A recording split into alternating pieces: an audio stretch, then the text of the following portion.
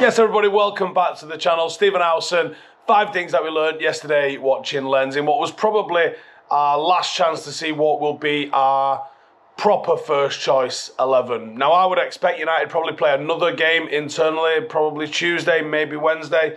But that was the last chance for the public, at least, to see what we think is probably going to be our mostly starting 11. We got it right. We scored 3 goals in the second half. And it took us to victory against the French side, which obviously surprised a lot of people last season. So, loads of positives in the game. Let's get into them. In number 1, the transition play is starting to look really good. And I actually think people are really underestimating how important Mason Mount is to Manchester United's transitional play. He might not have the sparkle with the ball, and he certainly doesn't have the sparkle with the finish. But he's so key to Manchester United initiating the transition. What do I mean by that? I mean winning the fucking ball back, basically. He gets hold of the ball, he disrupts the opposition, he helps Manchester United transition, and he's actually pretty good when we do transition. The final ball hasn't been there, but I can see what he's trying, and I can see what he's trying to implement.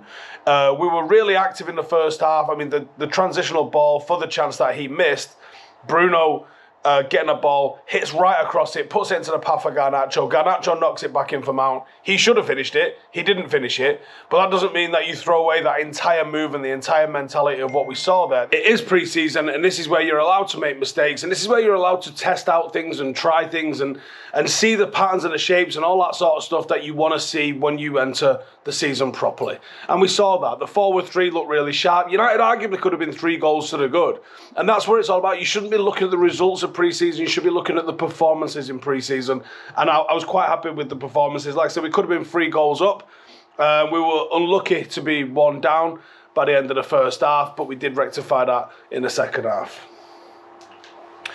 Number 2, Captain Bruno. I thought there was some real leadership on display from Bruno in the game yesterday. He was absolutely everywhere. There was aggression, there was quality, there was him really trying to put Lens to the sword. You could see he was trying, you could see how much it means for him to be called Manchester United captain. He was the player who probably was looking to start deeper most of the time. I liked how fluid it was, but the fact that you could see Bruno deeper, which is something that we saw against Everton last season, where he did really well, him alongside Casemiro, I think it means that United are just going to be very, very flexible. And yeah, I think that's a good thing. You know, Mount can play deeper. Casemiro obviously is probably always going to be the deeper one, but Bruno getting his arse back there as well, not a bad thing at all. Very, very positive, I reckon. Number 3, real spine. I think now with the likes of Onana, Martinez, Casemiro, Varane, Bruno, there is a real spine starting to grow in this team, and that's what usually wins you championships and wins you games, is having a core of players that can go and do whatever it is that they need to do. The defensive unit looked really comfortable. It looked like it really relished the challenge that we faced. Casemiro mopping up trouble, although I think Casemiro looks a yard off the pace a little bit. But he still did what he needed to do yesterday. Martinez aggressively dealing with the balls in behind, as well as Onana. Onana's marking that entire half of the pitch, and I like it. Now the whole team get to play off this. Obviously not just those guys that are involved in it, and they get to improve even further. And I think if we manage to bring Amrabat in, and once Howson starts getting to grips with playing with them, you're going to see even more progression, and it'll be a very positive thing as well. There are still question marks, I think, about who the first choice right back is. I don't think Dalot really nailed his colours to the mast yesterday with the performance that he put in. And I'm not just talking about the mistake. It wasn't a complete performance for him, regardless of the mistake. And I think him and Wan-Bissaka both, you're looking at like 6.5, 7 out of 10s from the pair of them. No one's really started putting in 8s and 9s. And that's where someone will make that position their own. Luke Shaw seems to be getting back up to speed. Marcus seems to be getting back up to speed. Looked at gear faster than he looked on pre-season. And then obviously you've got Howson that's going to step into the team. And how long that's going to take for it to come to fruition, I don't know. But we will see. Number 4, Garnacho. Improving day by day. He is going to be special. This season could see Garnacho reaching just an absolute ridiculous level on the pitch. And I would say no one expected him to do this after making his debut, but some people did. Like, there definitely was, this kid could be special, but there's so many kids that could be special that never go on and reach that potential. Garnacho looks like he's actually going on and reaching that sort of potential. He had Danso on toast. Danso's going home, getting cuddled off the rest of the team, and they're all telling him it's going to be all right. He's not going to play Garnacho again this season.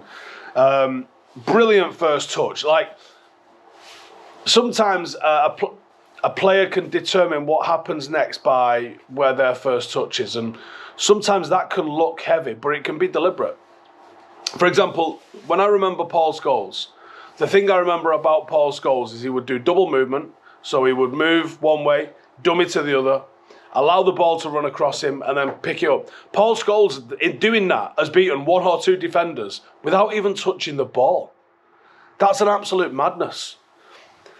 And that shows you what subtle touches and subtle movements can do. Now, Garnacho's different, and Garnacho, in this sense, reminds me of Andrei Kanchelskis, for those of us of a certain vintage that can remember Andrei Kanchelskis. And I'm sure there's older people in the comments, Notch, that are going, actually, dickhead, Steve Coppell's who he reminds me of. And maybe that's the case. Or maybe I just completely bluff that, because I didn't see Steve Coppell, so I can't comment. But for me, Andrei Kanchelskis always seemed to have a heavy, positive first touch. Now, what I mean by that is, as the ball comes to him, it's a fucking toe poke into his own path, but quite far away, so he has to get his arse going right behind it. It's always positive, it's always attacking, and it's always extremely direct. That's what Andrei Kanchelskis was, albeit on the right-hand side of the pitch. And the way that they run, where it's just absolute flat-out forward and direct all the time, if you weren't lucky enough to see Andrei Kanchelskis, he was sensational, by the way, absolutely sensational. Garnacho's very, very similar to him, and it's a positive comparison. Should have come away with an assist. I think he'd be telling Mason Mount that as well, himself.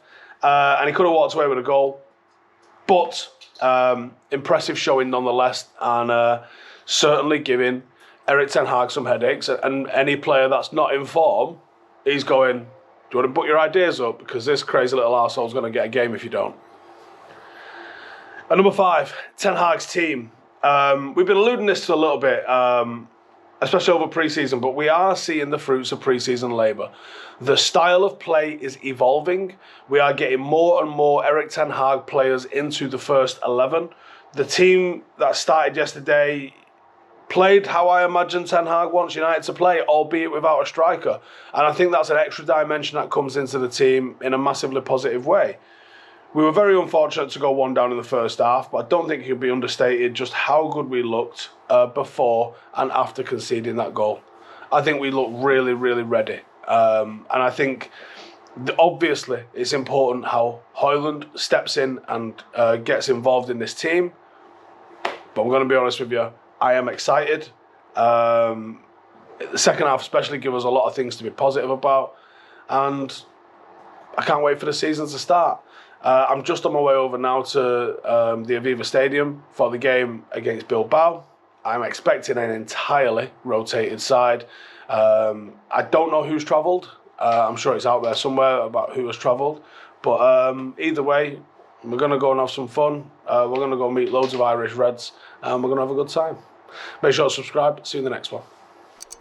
Hey, thank you for watching the video. If you are new around these parts, then don't forget to subscribe. My channel is proudly supported by my community on Patreon. If you'd like to get a little bit of extra content, a Discord group, meetups, 5-a-side games, weekly podcasts, behind the scenes, and even an occasional bit of transfer news as and when I get it, then for the price of a pint, you can show your appreciation for the content that we make and get some goodies for doing so as well. Check the link in the description or click the button right here. You'll also find all of my socials here too if you want to follow me on any of those platforms. Nice one.